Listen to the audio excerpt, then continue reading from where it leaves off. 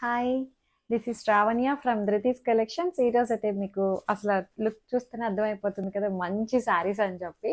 చక్కగా 2 షేడ్స్ శారీస్ అనమాట. చాలా బాగుంది. ఇట్లా మొత్తం అంతా ఎంబ్రాయిడరీ తోటి చాలా చాలా చాలా కంఫర్టబుల్ అండ్ మంచిగా తేలిగ్గా అనిపిస్తుంది అసలు చాలా చాలా బాగుంది. కలర్ కాంబినేషన్స్ ఏంటి అన్నీ కూడా ఎంబ్రాయిడరీ డిజైన్ చాలా నచ్చింది నాకైతే. ఈ ఫ్లెమింగోస్ అంతా కూడాను.